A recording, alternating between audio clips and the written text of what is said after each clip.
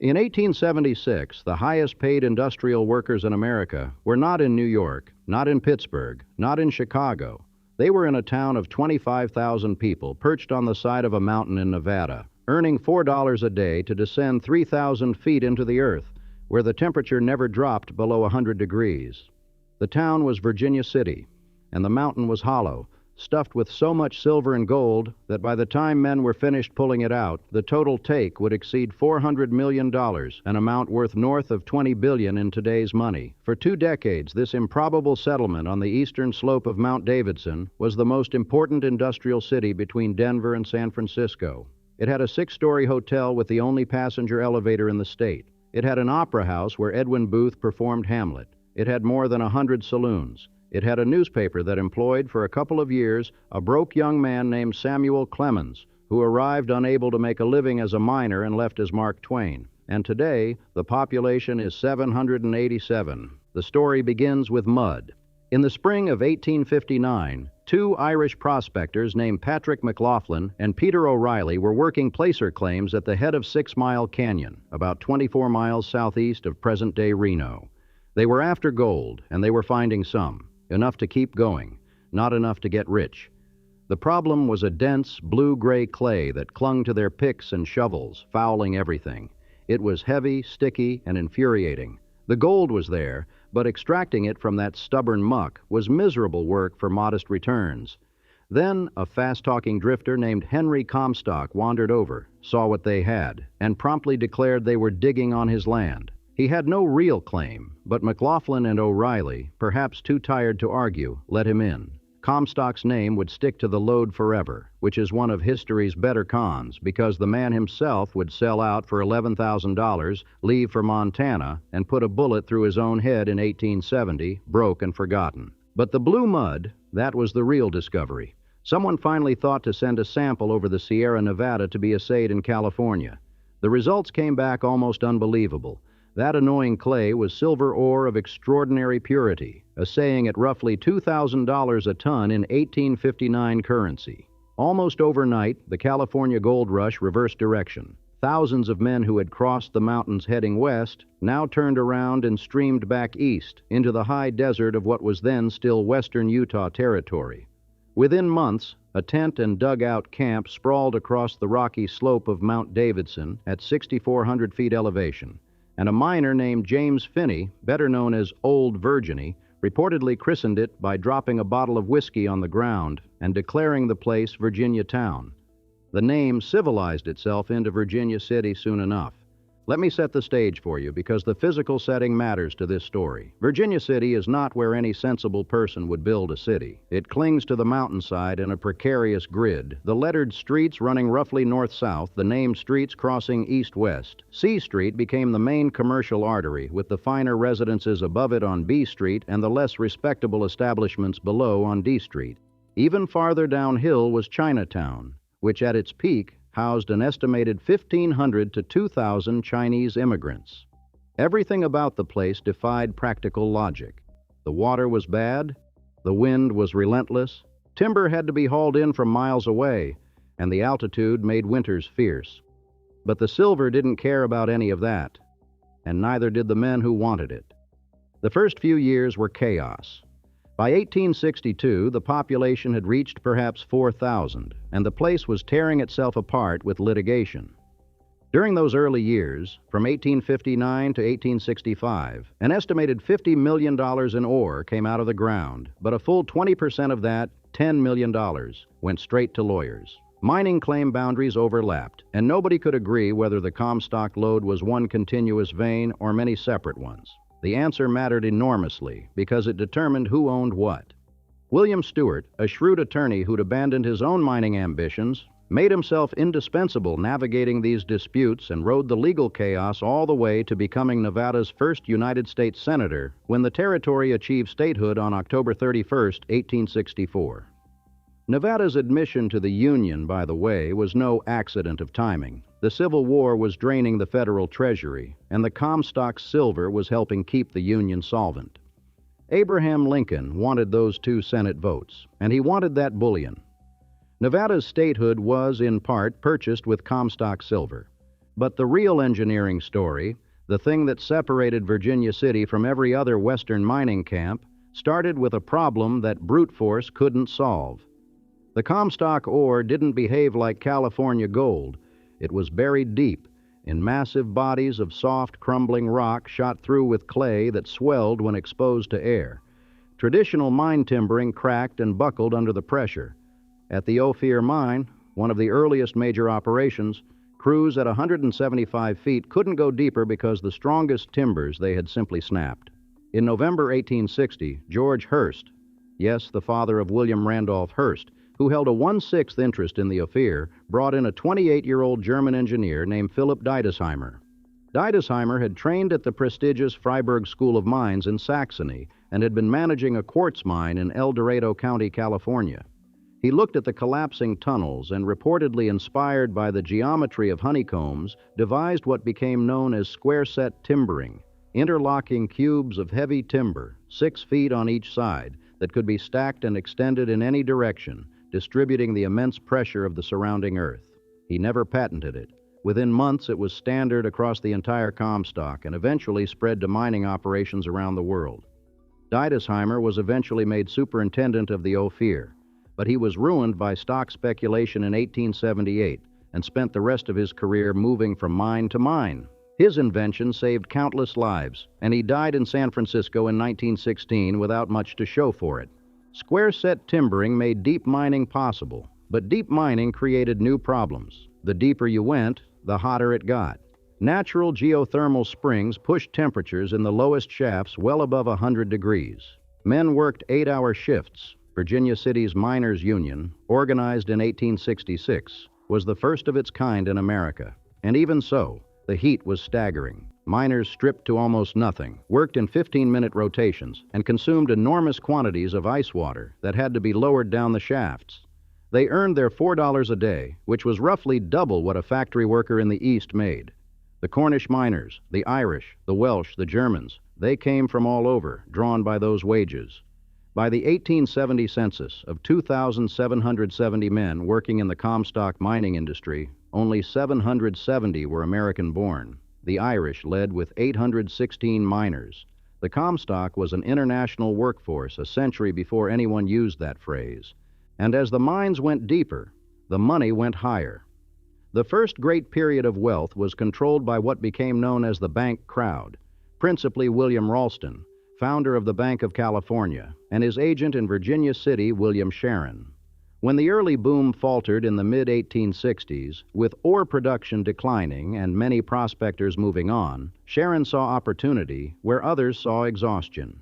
He began buying up claims on a declining market, acquiring mines, mills, timber operations, and water rights.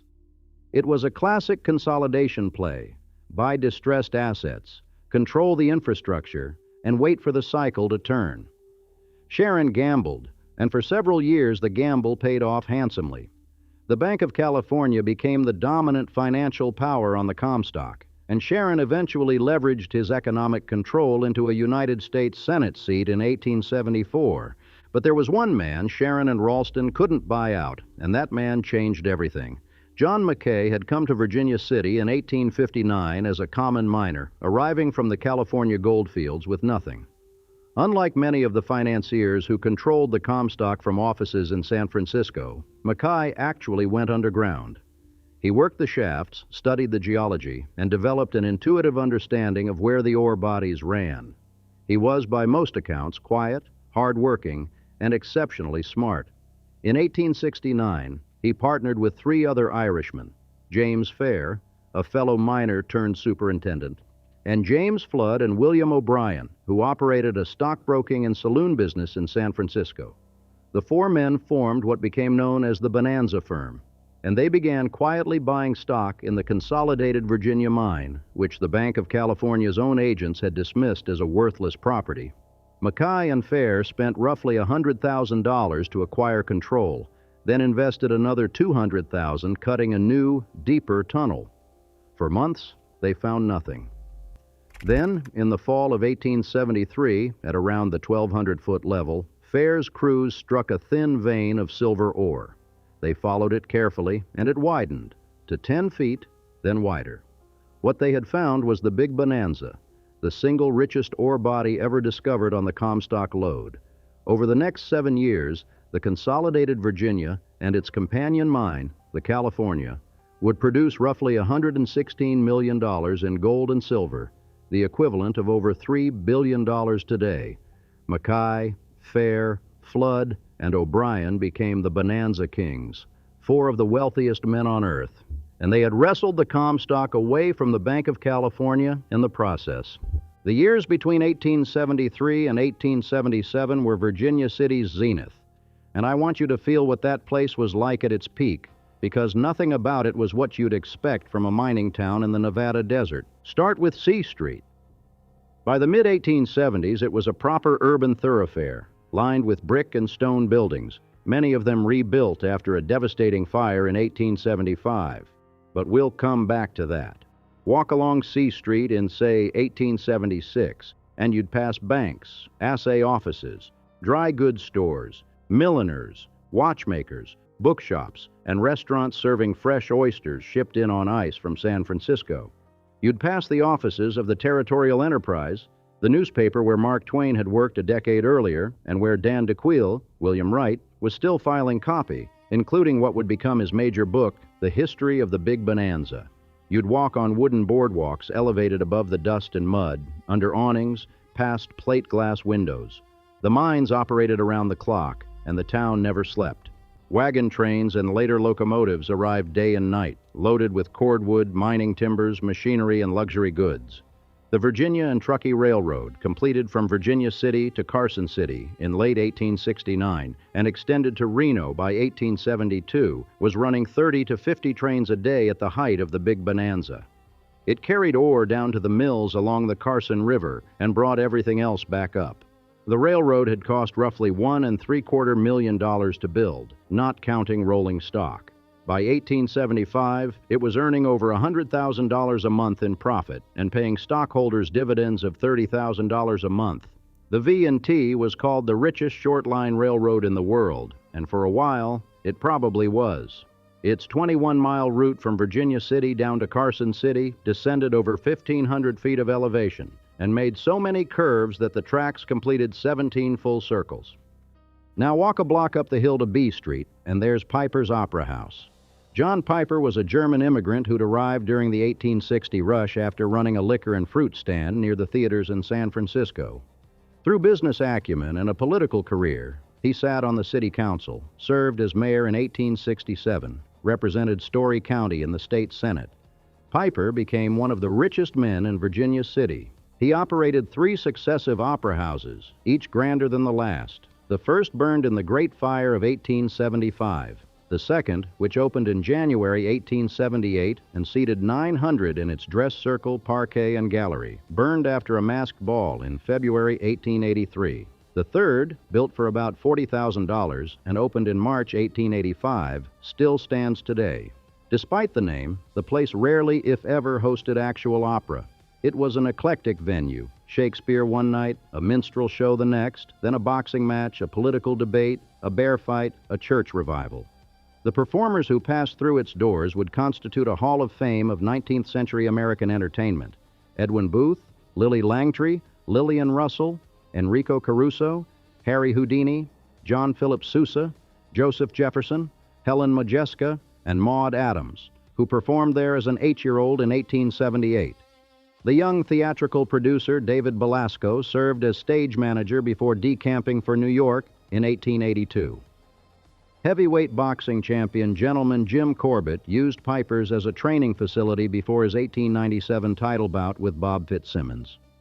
The stage had a spring-supported floor, a raked surface, and Elizabethan strapwork designs decorating the proscenium arch, highlighted by a portrait of Shakespeare painted by George Piper. It was, by any measure, a world-class performance venue, in a town perched on a mountainside in the Nevada desert. And then there was the International Hotel, which is the building I keep coming back to in my mind when I think about Virginia City, because its story mirrors the city's story so precisely that it almost feels deliberate.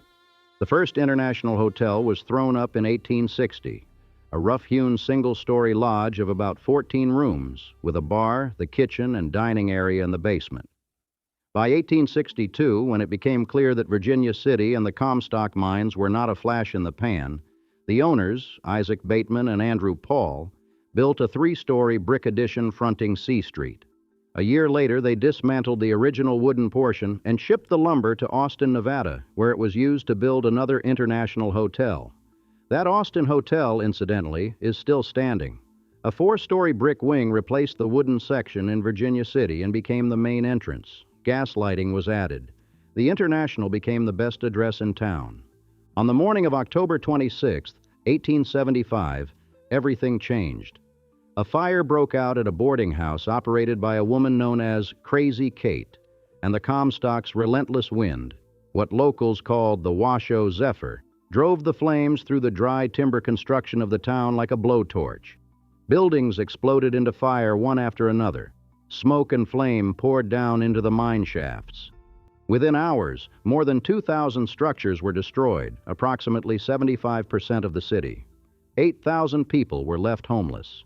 The total loss was estimated at $10 million, equivalent to roughly $200 million today. Remarkably, casualties were low.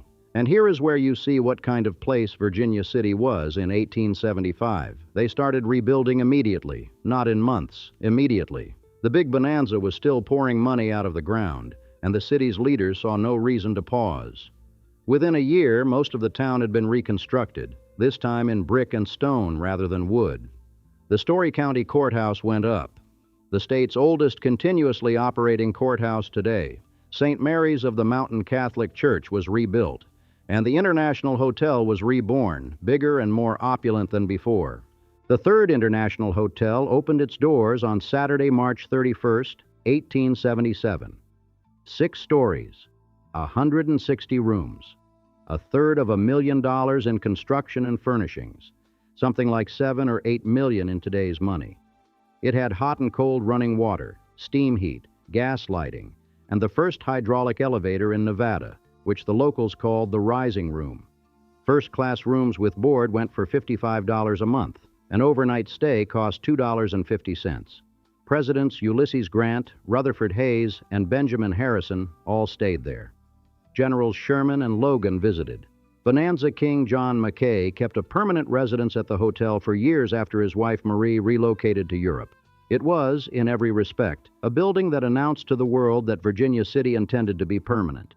Meanwhile, a few blocks south on C Street, the 4th Ward School opened in 1877, a 4-story mansard-roofed building designed by architect C.M. Bennett in the Second Empire style. It could accommodate more than 1,000 students in grades 1 through 9, with state-of-the-art heating, ventilation, and sanitation systems, and fresh water piped in from the Sierra Nevada, over 20 miles away. By 1880, about a third of Virginia City and Gold Hill's population was under 18. The school was a point of enormous civic pride, a statement that this was a place where families lived and children were educated, not just a camp where transient men dug holes. And that's the thing about Virginia City at its peak. It was building for permanence at the exact moment the clock was starting to run out.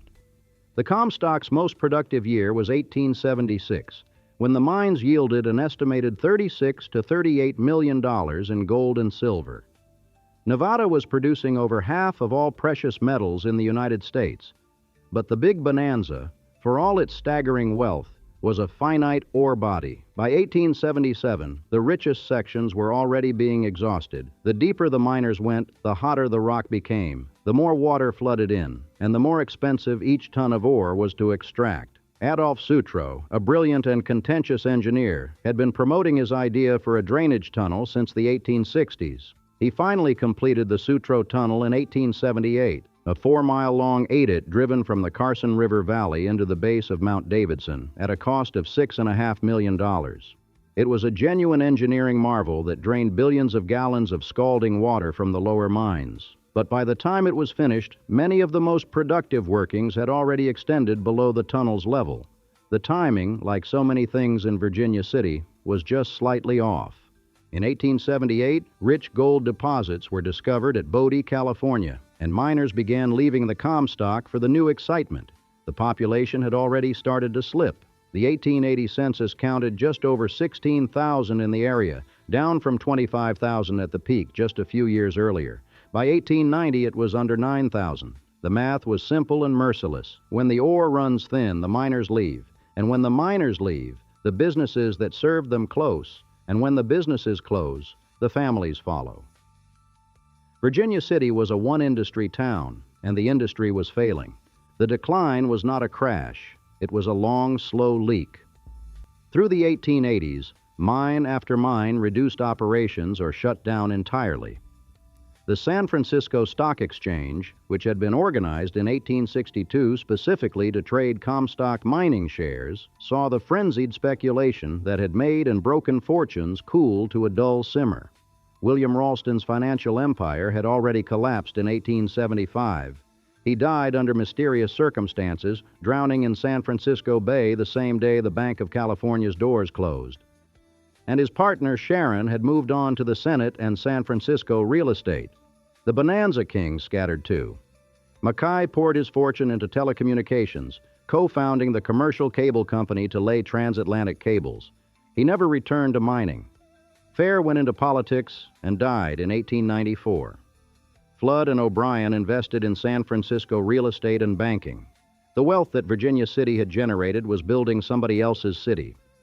On C Street, the stores that had once sold Parisian fashions and fresh oysters began to close. The Virginia and Truckee Railroad, which had run 50 trains a day, saw its traffic dwindle.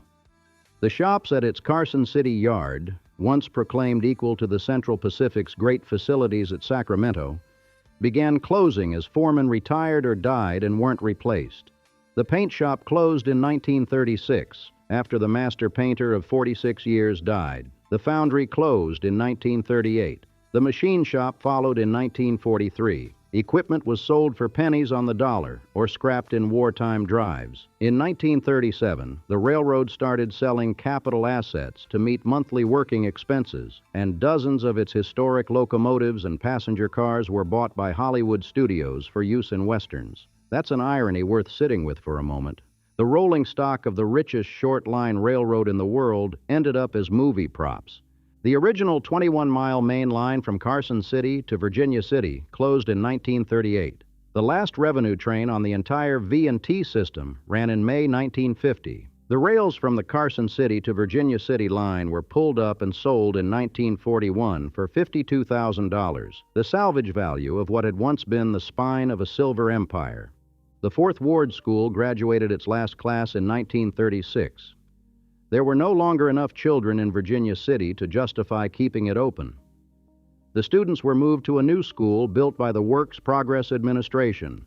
The grand 4-story building stood empty, its mansard roof and arched windows slowly weathering on the hillside. It would remain closed for 50 years. And the International Hotel? The third and greatest international, the one with the rising room and the presidential suites, had been struggling financially for years as the population drained away. By 1914, just a dozen people were staying in its 160 rooms. Shortly before 5 in the morning on December 12, 1914, a fire broke out. No one ever definitively determined where or how. The front wall went first, then the rear, then the north and south walls, each crashing into adjacent buildings. The fire department had to deal with frozen hydrants before they could get water on the blaze. In an hour and a half, the International Hotel was a ruin. No one was killed, though some guests had to descend ropes or leap from windows. The county commissioners asked the owner, Helena Rolfe, the daughter of the last hotelier living in San Francisco, to remove the debris. A crew of 6 men began the cleanup in February 1915 with instructions to watch for the body of Paul Pinet, a traveling jewelry salesman who had gone missing and may have died in the fire. An unidentified body was eventually found months later. The charred brick and timber were piled on the lot and left there for 2 decades. Nobody rebuilt. There was no longer any reason to. By 1930, the census counted just 500 people in the community. The Territorial Enterprise, which had published continuously since 1858, making it one of the oldest newspapers in the West, had suspended operations in 1893 with a laconic note, "For sufficient reasons, we stop." It was revived and changed hands a few times, but the grandeur was gone. C Street, which had once rivaled commercial blocks in San Francisco, was a row of half-occupied buildings facing an increasingly empty mountainside. And then something strange and unlikely happened. In the years after World War II, a wealthy and eccentric New York socialite named Lucius Beebe moved to Virginia City. Beebe was a columnist, author, and railroad enthusiast with a taste for flamboyant living, and he saw in the half-abandoned mining town exactly the kind of romantic backdrop that appealed to his sensibilities. He started buying and rehabilitating buildings. In 1952, he purchased and revived the Territorial Enterprise, bringing the old paper back to life. His presence attracted attention. Authors, artists, and assorted bohemians began drifting in, drawn by the cheap rents, the dramatic scenery, and the accumulated ghosts. Several movies had been filmed in Virginia City in the 1940s and 1950s, including a 1940 Warner Brothers picture called simply Virginia City, whose premiere brought Errol Flynn to Piper's Opera House for a live NBC broadcast, at which he auctioned off historic memorabilia from the stage. But the real resurrection came from television. In September 1959, NBC premiered a Western called Bonanza, set in and around Virginia City, and featuring the fictional Cartwright family on their Ponderosa Ranch near Lake Tahoe. The show ran for 14 seasons, 431 episodes, and was one of the first major series broadcast in color. Americans bought color television sets just to watch it. It aired around the world. In Germany, it was broadcast in English, and viewers watched it to practice the language. Bonanza put Virginia City back on the national map. Tourists began arriving by the thousands, looking for the Cartwrights, asking where they were buried, wanting to see the Ponderosa. The Cartwrights, of course, were fictional, and the show was filmed almost entirely on sound stages in Hollywood. The real Virginia City was 40 miles from Lake Tahoe by road, not the easy wagon ride depicted on screen. But the tourists came anyway, and they found something better than a television set. They found an actual 19th century mining town, largely intact, its brick and stone buildings still standing on the hillside where they'd been rebuilt after the Great Fire of 1875. In 1961, Virginia City was designated a National Historic Landmark District, the largest federally designated historic district in America. The designation protected the town from the kind of haphazard redevelopment that had destroyed so many other historic places. You couldn't dig for artifacts, remove found objects, or demolish buildings without federal oversight. C Street's buildings from the 1860s and 1870s were preserved, repurposed as shops, restaurants, small casinos, and museums. Piper's Opera House, which had been condemned in the 1920s and sat vacant for nearly 2 decades before being used as a museum, was restored as a functioning performance venue. The Fourth Ward School, empty since 1936, was reopened as a museum in 1986. Its restored 1876 classroom a time capsule of the Comstock era. The Virginia and Truckee Railroad was partially reconstructed for tourist excursions, with passengers riding over nearly 3 miles of the original line. Today, Virginia City draws more than 2 million visitors a year. They walk the boardwalks of C Street, peer into the Bucket of Blood Saloon, take underground mine tours at the Challer Mine, and ride the restored V&T. The Story County Courthouse still operates with its original jail cells from the 1870s. St. Mary's of the Mountains still holds services. The Presbyterian Church, dating to 1862, is still there. But here's what isn't there. The International Hotel is a vacant lot with a historical marker. The marker, erected in 1985, describes 3 successive hotels on the site. The 14-room wooden lodge of 1860, the 100-room brick building destroyed in 1875, the magnificent 6-story palace that burned in 1914. The marker doesn't say what replaced them. Nothing replaced them. The Comstock Lode, from 1859 to the early 20th century, produced somewhere between $400 million and $700 million in gold and silver at contemporary values. The figures vary depending on the source and the time period measured.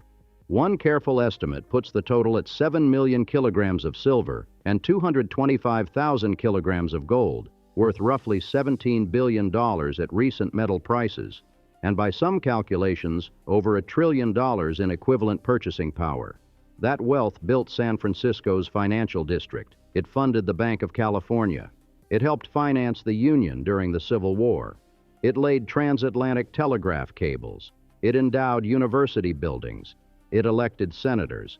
And nearly all of it left. The silver went down the mountain on the Virginia and Truckee Railroad, was refined in mills along the Carson River, and was shipped to San Francisco, New York, London.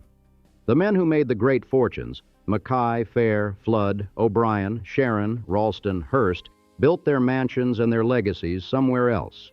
Virginia City was the mine. San Francisco was the vault. The Comstock story is sometimes told as a tale of boom and bust, but that framing misses something important. The boom wasn't reckless.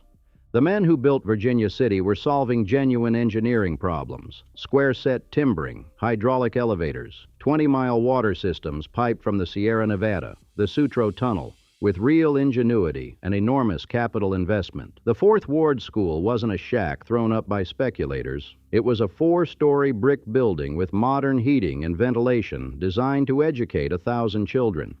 The International Hotel wasn't a gambling parlor. It was a luxury establishment that hosted 3 presidents. These were serious people making serious bets on a permanent future. The problem wasn't recklessness. The problem was geology. You can build the finest city in the world on top of an ore body, but when the ore runs out, the reason for the city runs out with it.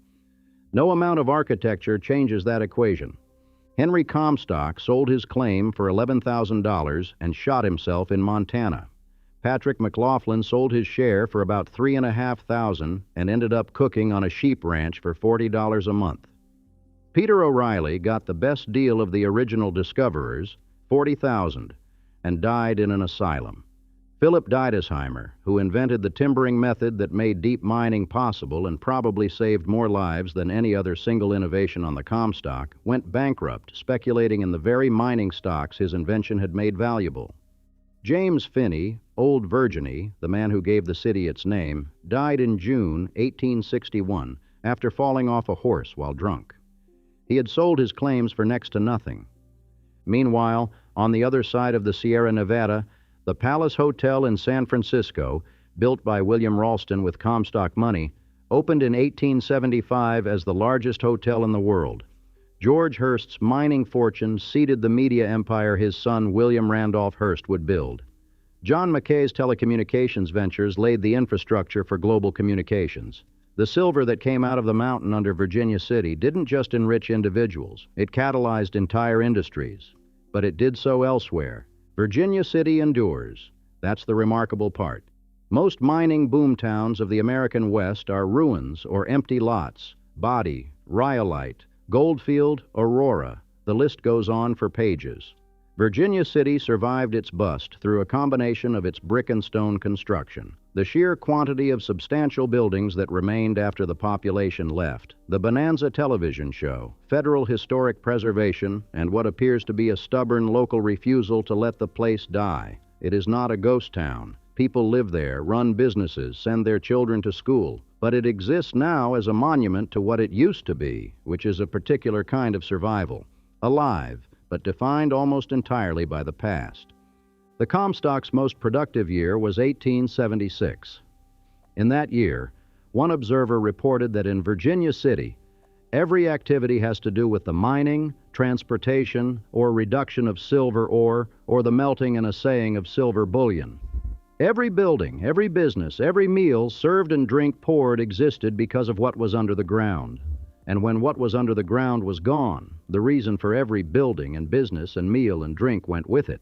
What remained were the buildings themselves, the courthouse, the opera house, the churches, the school, the saloons, standing on a mountainside in the Nevada desert, built for a city of 25,000, inhabited by fewer than 800. Piper's Opera House still has its original raked stage, its spring-supported floor, its Elizabethan strapwork proscenium, George Piper's portrait of Shakespeare looking down from above. It hosts performances now and then, concerts, community events, the occasional wedding. The corner bar downstairs still pours drinks.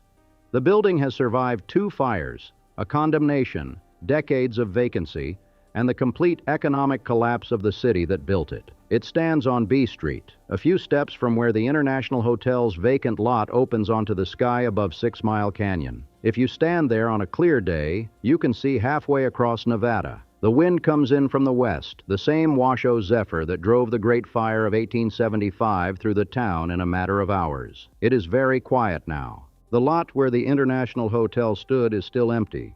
There is a marker. There is nothing else.